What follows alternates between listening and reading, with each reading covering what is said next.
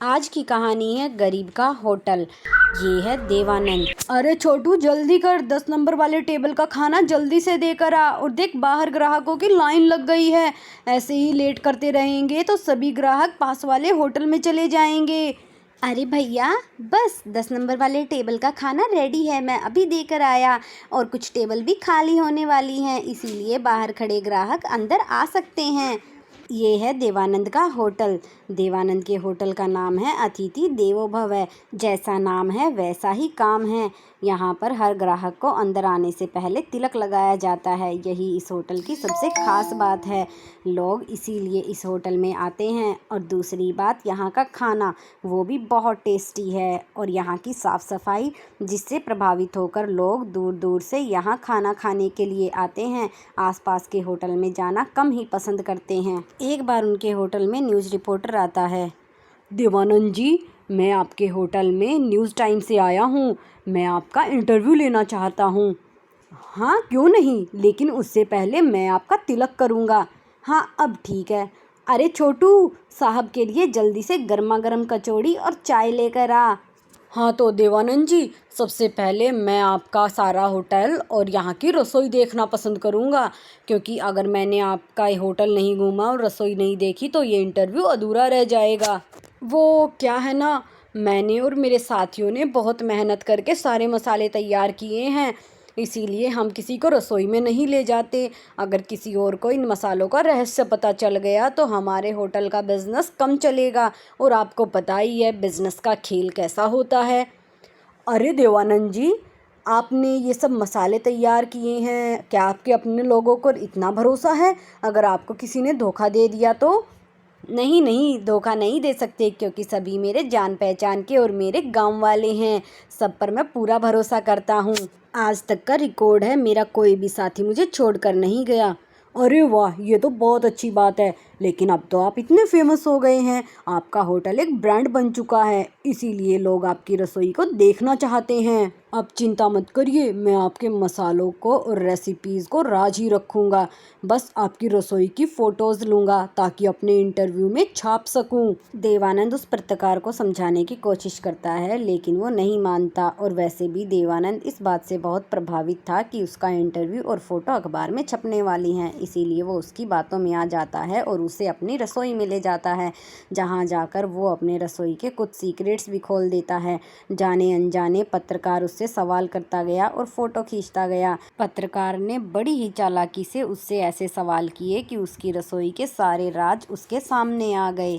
अच्छा देवानंद जी, अब मैं चलता हूँ, बहुत बढ़िया लगा आपसे मिलके। वैसे अब ये कब छपेगा अखबार में? और आपका भी बहुत बहुत धन्यवाद इंटरव्यू लेने के लिए। बस 1-2 दिन में छप जाएगा, जब छपेगा मैं आपको फ़ोन कर दूंगा। इतना कहकर वो पत्रकार वहाँ से चला जाता है। और होटल से बाहर निकलने के बाद एक कूड़े के ढेर में वो अपने गले में पहना हुआ आई कार्ड उतारता है और उसमें फेंक देता है। बड़ा ही अक्लमंद समझता है अपने आप को, और है 1 नंबर का गधा। दरअसल ये आदमी कोई पत्रकार था ही नहीं, ये तो पास वाले होटल का भेजा हुआ एक वो इंसान था जो देवानंद के होटल के राज जानकर आया था। देवानंद के होटल की वो सारी बात जिनसे लोग प्रभावित थे, अब वो सारी बात जान चुका था। और दूसरी तरफ बेचारा देवानंद अपना इंटरव्यू छपने के इंतजार में रोज अखबार देखता।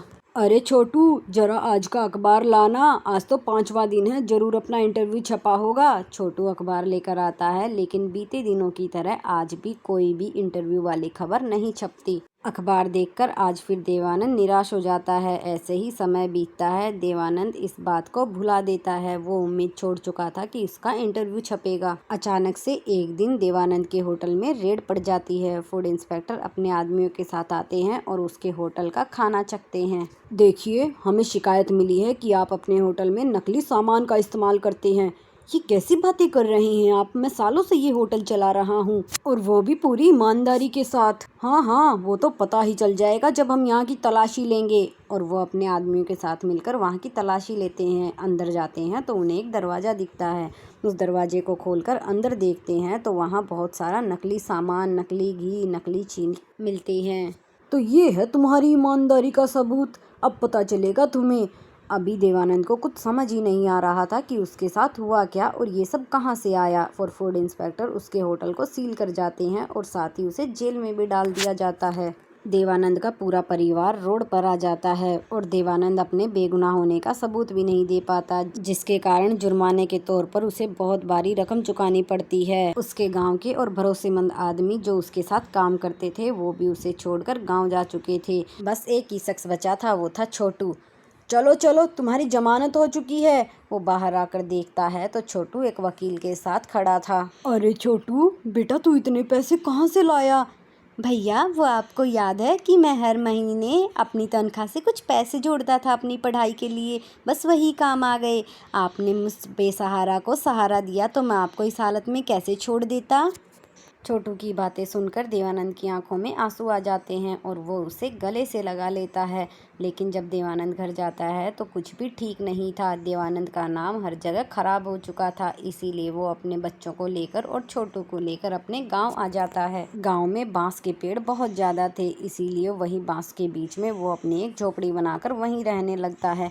अब उसके पास इतने पैसे भी नहीं थे कि वो अपना गुजर बसर करने के लिए कुछ शुरू कर सके, इसीलिए एक दिन वो एक बच्चे को देखता है कि वो बांस की एक प्लेट बनाकर उसमें कुछ खा रहा था। वो उसके पास जाता है। अरे बेटा, तुम ये क्या खा रहे हो?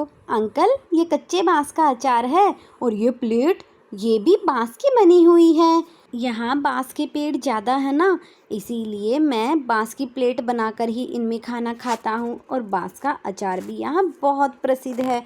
उसे देखकर देवानंद को एक आइडिया आता है। फिर वो छोटू को अपने पास बुलाकर उससे कुछ कहता है और उसके बाद अगले दिन वो सुबह सुबह दोनों कुल्हाड़ी लेकर बांस के जंगलों में चले जाते हैं और वहाँ से बहुत सारी बांस की लकड़ियाँ काट कर लाते हैं।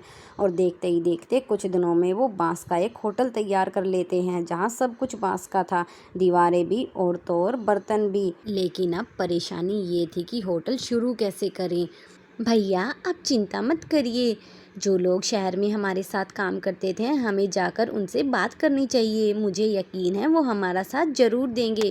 छोटू की बात मानकर देवानंद उसके साथ गांव वालों से मिलने के लिए जाता है। गांव के कुछ लोग उसकी मदद के लिए आगे आ जाते हैं, कुछ तो उसे फ्री में राशन भी देते हैं ताकि वो अपने काम की शुरुआत कर सके। और फिर हरे बांस का इस्तेमाल करके वो अपने खाना बनाने की शुरुआत करते हैं। उसका होटल चल तो रहा था, लेकिन वो वाली बात नहीं थी जैसे ग्राहकों का तांता लगा रहता है।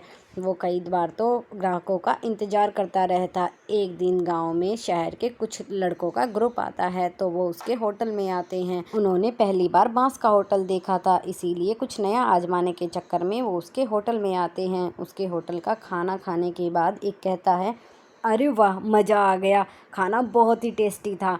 और देखो, गांव में इतना बढ़िया होटल, इतनी साफ़ सफाई, मुझे तो सच में बहुत मज़ा आया। और सबसे इंटरेस्टिंग बात, मुझे तो ये भी नहीं पता था कि बांस को भी हम खा सकते हैं, वो भी ऐसे अलग अलग डिश बनाकर। देवानंद के होटल से प्रभावित होकर जब वो लड़के शहर जाते हैं तो अपने दोस्तों को भी इसके बारे में बताते हैं। अब शहर के लोग भी उसके होटल में आकर खाना खाते। अब देवानंद का होटल प्रसिद्धि पकड़ रहा था, इसीलिए शहर के लोग शहर के रेस्टोरेंट होटल छोड़ के उसी के होटल का स्पेशल खाना खाने के लिए आते। अब देवानंद की ज़िंदगी पटरी पर आ जाती है और उसके वो साथी जो शहर में उसके साथ काम करते थे वो भी उसके पास लौट आते हैं। भैया, आखिर हमारे साथ वो सब हुआ क्यों? वो नकली सामान होटल में कैसे आया? हाँ छोटू, इस बात की चिंता तो मुझे भी कई बार खा जाती है। मुझे इस पहेली को सुलझाना होगा। अब उसके पास इतने पैसे इकट्ठा हो चुके थे कि जिसने भी उसके खिलाफ ये साजिश रची थी वो उसका पता लगा सके। इसीलिए वो पुलिस स्टेशन जाता है और अपने केस को रीओपन कराता है। फिर वो एक प्राइवेट डिटेक्टिव हायर करता है और उसे अपने होटल की साजिश के बारे में पता लगाने के लिए कहता है। प्राइवेट डिटेक्टिव वो सारे सबूत इकट्ठा कर लेता है, जिसमें वो नकली रिपोर्टर और किसके द्वारा कहने पर उसने ये सब किया उनका पता लगा लेता है। अब सारे सबूत प्राइवेट डिटेक्टिव के हाथ में थे और किस तरह उन्होंने उनकी रसोई में नकली सामान रखा ये भी पता लगाने के बाद वो सारे सबूत पुलिस को दे देता है। अब दूध का दूध पानी का पानी हो चुका था, दोषियों को सज़ा मिल चुकी थी और देवानंद को अपनी खोई हुई इज्जत वापस मिल गई थी। अब उसे अपनी शहर की जब्त की हुई सारी प्रॉपर्टी भी वापस मिल जाती है और अब वो अपना नई थीम और नई तरीके से और नई रेसिपीज़ के साथ नया होटल शुरू करता है।